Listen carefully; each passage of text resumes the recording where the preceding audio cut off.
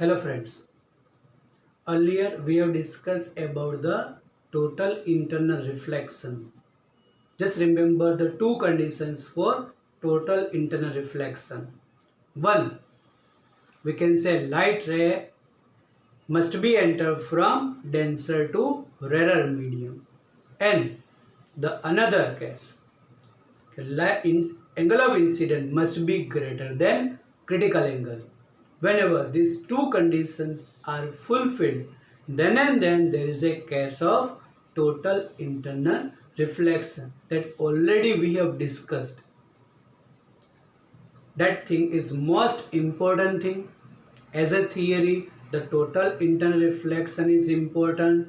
Now, today we are going to study about the use of total internal reflection. Total internal reflection सिर्फ वो theory से ख़त्म नहीं होता और इसीलिए वो इम्पोर्टेंट है, उसके यूजेस भी इम्पोर्टेंट है कि टोटल इंटरनल रिफ्लेक्शन के केस में याद करें वंस अगेन तो टू कंडीशंस फुलफिल होनी चाहिए. फर्स्ट कि ray enter from denser to rarer, वो सबसे पहले चेक करो. Then angle of incident must be greater than critical angle. तब अब अगर हम इसका यूजुअल लाइफ के केस में टोटल इंटरनल रिफ्लेक्शन का यूज देखें, तब हमें ऐसे कई बार हम ऐसे कोई भी हाईवे पर ऐसे कार या बस में जाए तो जो भी हाईवे है उसका आगे का portion, specially in summer time, थोड़ा आगे का पोर्शन हमें थोड़ा वहाँ पर पानी दिखेगा. एक्चुअली वहाँ पर ऐसा कोई भी पानी जैसा होता नहीं. अगर वहाँ पर पहुँच जाए तो कोई भी ऐसा वेटनेस जैसे हमें कोई भी सिचुएशन नहीं दिखती, लेकिन वो सिचुएशन फिर थोड़ी आगे दिखेगी. मतलब जितना हम नज़दीक जाते हैं उससे वो जो फिनोमिनन है, मतलब साइंस के हिसाब से फिनोमिनन बोलेंगे, अभी के हिसाब से थोड़ी बहुत सिचुएशन बोलो तो वो थोड़ी हमें और दूर दिखती है. तो वही जो केस है वो बोलते हैं मिरेज फॉर्मेशन.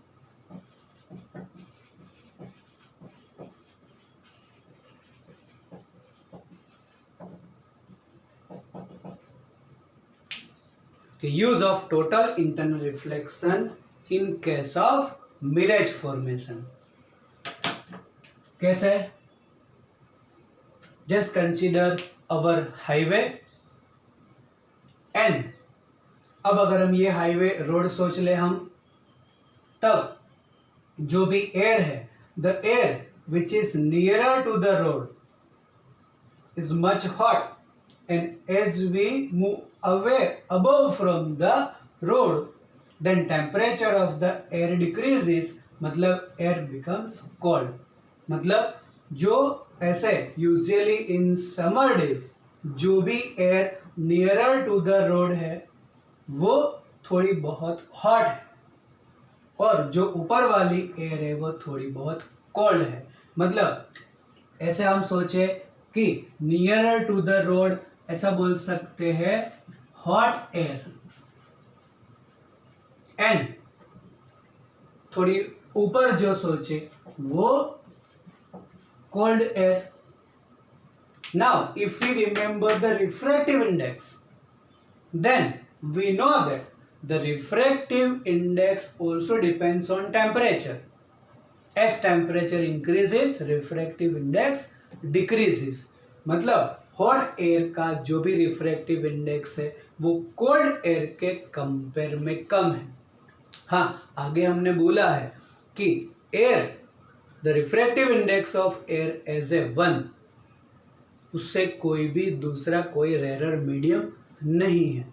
लेकिन स्पेशली जब टेम्परेचर का भी डिफरेंस आ जाए एयर में, तब कंपैरेटिव स्टडी में बोल सकते हैं हम कि हॉट एयर का रिफ्रैक्टिव इंडेक्स कोल्ड एयर के कंपेयर में कम है, या फिर the cold air possess higher refractive index than hot air. That means as we move above the surface, at that time we can say the refractive index increases. इसका opposite बोल दो, down आ जाए, ऊपर से नीचे आए, तब रिफ्रैक्टिव इंडेक्स डिक्रीज होगा। अब अगर हम कोई भी ऑब्जेक्ट कंसीडर कर ले, जस्ट लाइक ट्री, अब ट्री के टॉप में से जो भी रे है वो ऐसे रोड तरफ आती हुई सोच लो, becomes towards to the surface. At that time the light ray pass through the different medium, क्योंकि जैसे नीचे आते हैं ऐसे रिफ्रैक्टिव इंडेक्स डिक्रीज होता है। मतलब यहाँ पर ऐसे 2-3 लेयर सोचे, ऊपर नीचे और नीचे 3 लेयर सोच लो, चलो ऐसे तो बहुत सारे लेयर सोचने पड़े, लेकिन consider 3 layers.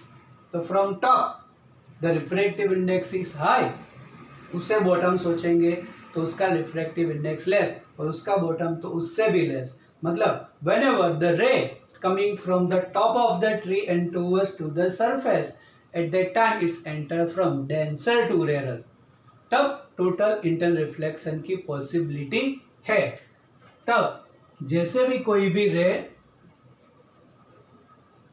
Towards the surface आए, it's bends away from the normal because enter from denser to rarer medium, and then continuously it's passed through the different medium, otherwise enter in the medium which continuously increasing in decreasing in the eta, क्योंकि नीचे आ रहा है तो decreasing in the eta, that's why continuously its path changes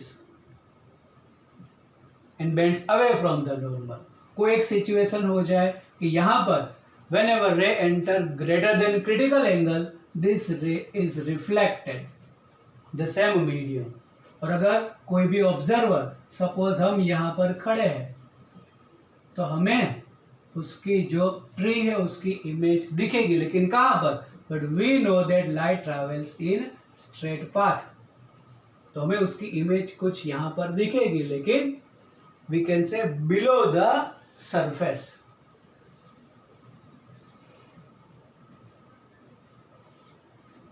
और इसीलिए हमें वहां पर थोड़ा बहुत वेटनेस जैसा फील होगा, लेकिन है नहीं, एक्चुअली हम उसी जगह पर पहुंच जाए तब वहां पर कोई वेटनेस जैसा नहीं होगा। This is the case of mirage formation.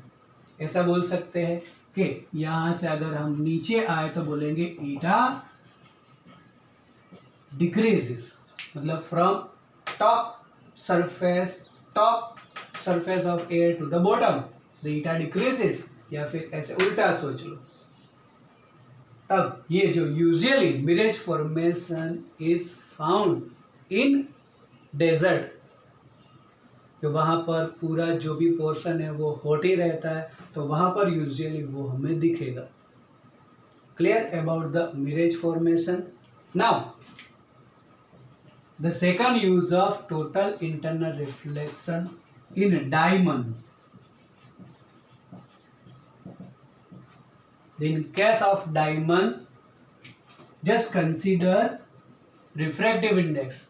The refractive index of diamond is 2.42. Now, if we use the condition for critical angle, और अगर ये हम वैल्यू सब पुटअप करें साइन के टेबल में, वो वैल्यू देख ले तो वो मिलता है कुछ हमें 24.41 degree. Means for the diamond critical angle is 24.41 degree. तब जो भी केस है कि डायमंड में हमें डायमंड ऐसे ग्लिटरिंग दिखता है, डायमंड स्पार्कल्स बोलते हैं, this is due to the total internal reflection due to the higher refractive index, lower critical angle. तो डायमंड बनाते हैं उसमें उसका जो फेज है वो प्रॉपर कट भी करते हैं, तब कोई भी अगर बाहर से रे कोई भी एंगल पर इंसिडेंट हुई और अंदर इंसिडेंट हुई, कोई भी रे उसके अंदर से इंसिडेंट हुई, तब if it is incident with greater than 24.41 degree, वो रे कभी भी डायमंड में से बाहर नहीं निकलेगी, gets total internal reflected many times. That's why we can say diamond sparkles. Glittering of the diamond is due to the total internal reflection. तब याद रखो कि डायमंड के केस में भी टोटल इंटरनल रिफ्लेक्शन यूज होता है। अब अगर हम थर्ड केस देखें कि प्रिज्म के केस में,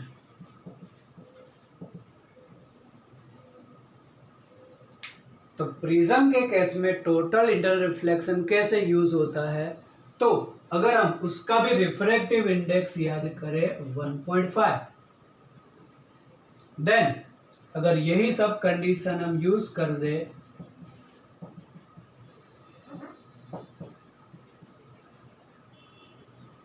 और क्रिटिकल एंगल मेजर करें तो नियर अबाउट ऐसा बोल सकते हैं 42 डिग्री, वैसे तो 42 से भी कम है, नियर अबाउट बोल दो 42 डिग्री।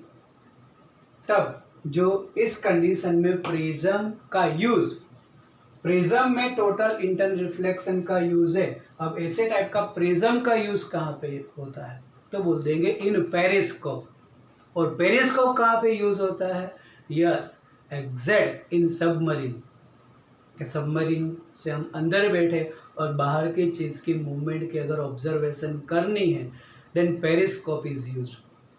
स्मॉल स्टैंडर्ड्स में तुमने ऐसा पेरिस्कोप शायद बनाया भी होगा, लेकिन वो बनाया तुम लोगों ने with the use of mirror. लेकिन मिरर से जो भी इमेज दिखती है उससे भी अगर थोड़ी और क्लियर करनी है, तब प्रिज्म के केस में हम कर सकते हैं, क्योंकि due to the total internal reflection. अभी करेंगे। अब we can say that using total internal reflection in prism we can deviate the ray by 90 degree and 180 degree. Otherwise we can say that without change in the dimension, image can be inverted with the use of prism in case of total internal reflection. अब अगर यहां पर देखें हम कि for the case of prism,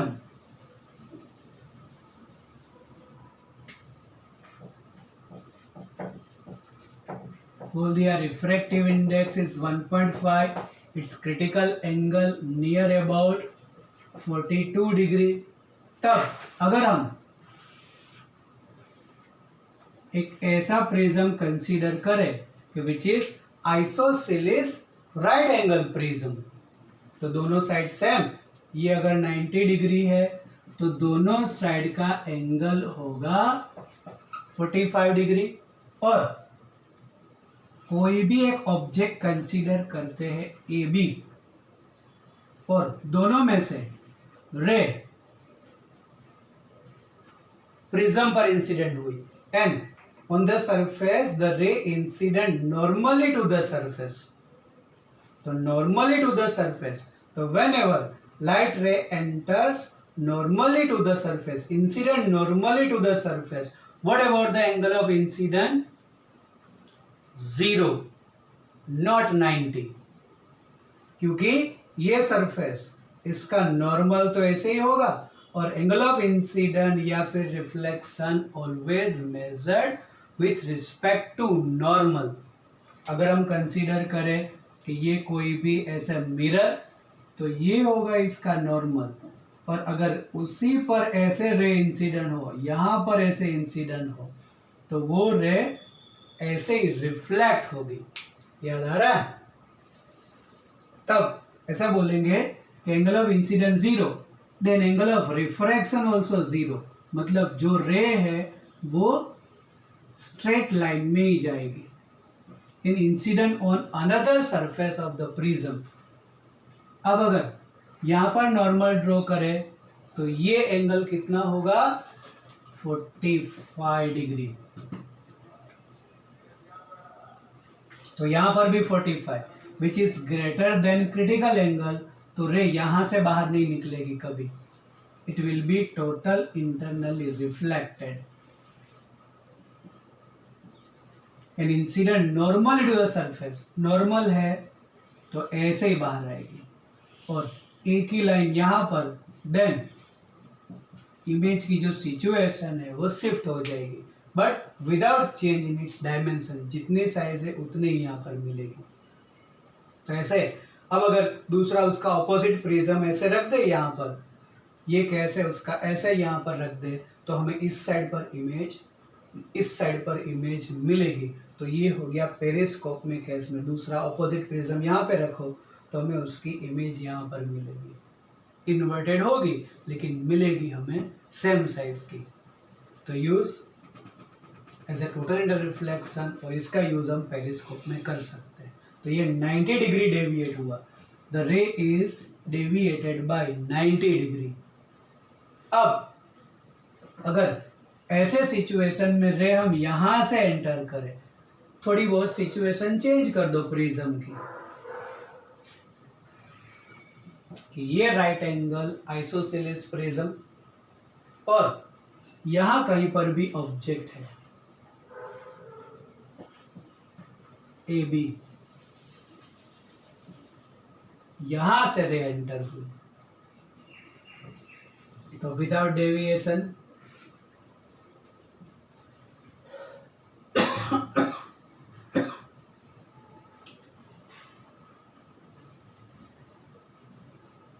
(45 degree total internally reflected. यहां पर भी अगर हम कंसीडर करें तो ये एंगल भी 45 डिग्री होगा, then it is total internally reflected और हमें इसकी इन्वर्टेड इमेज, मतलब ray is deviated by 180 degree. तो without change in dimension ray can be deviated, otherwise image can be inverted by 180 degree.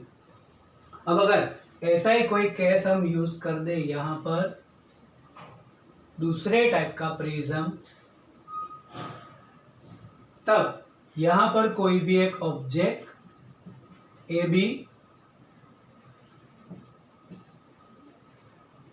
तो यहां पर तो रे कुछ एंगल पर इंसिडेंट होगी, एंटर फ्रॉम रेडर to denser, bend towards the normal, मतलब रे जो है कुछ इस साइड पर जाएगी,